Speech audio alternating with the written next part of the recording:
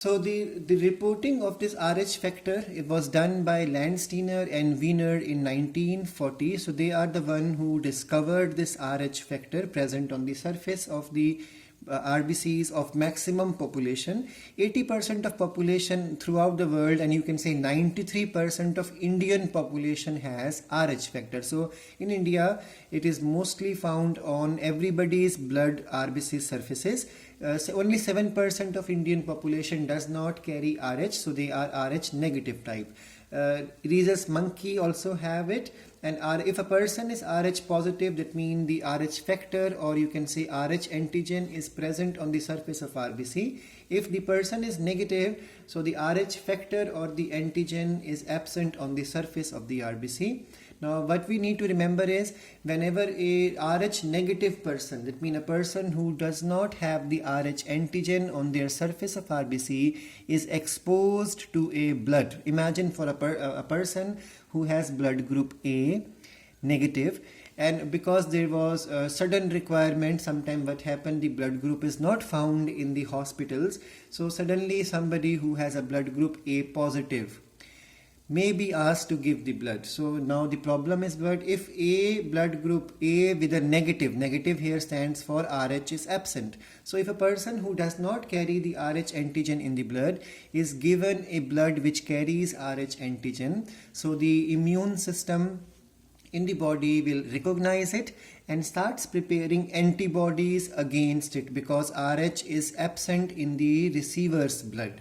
So the body recognizes the foreign substance, consider it as a wrong antigen, and starts preparing antibodies to fight against it. So the RH negative person produces anti-RH antibodies. Anti-RH means against the RH antigen, they prepare antibodies if in case they are by chance, by mistake, exposed to a positive type of blood. Now remember, when a person meets with an accident and for the first time, if a positive blood is given to a negative person, nothing wrong will happen, but the body will start preparing antibodies. Now what will happen if in case the second time such a mistake is again committed and a positive blood is given, then the body's immune system, or you can say the blood antibodies, will start fighting, and this can cause even death of the RH negative patient. So now what is the genetics regarding it? A person who is small r, it is something like Mendel's experiment of 10th class. Capital T is tall, capital T, small t is also tall, and small t is the dwarf individual.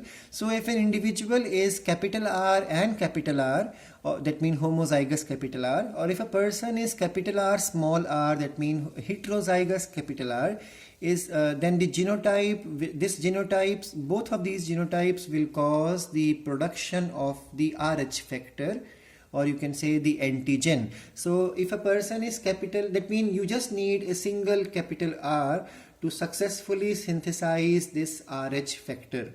And if a person is small r, that means homozygous small r, antigen production will not take place in such a blood.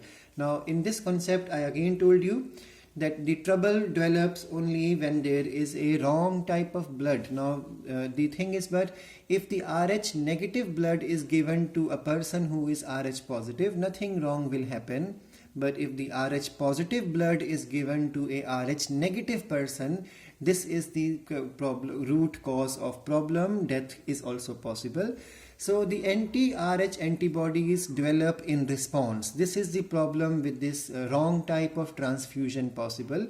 So if a RH positive, RH negative transfusion is done, that means blood of this type is given to the blood of a person who has a blood group of this type, or if the pregnancy, if the husband is positive, chances are there that the child also will be positive. But if the wife, that means the mother, is negative, so in that case also the child developing in the mother's body would be positive, and mother herself is negative. So in such pregnancies also troubles may develop. And what is the trouble?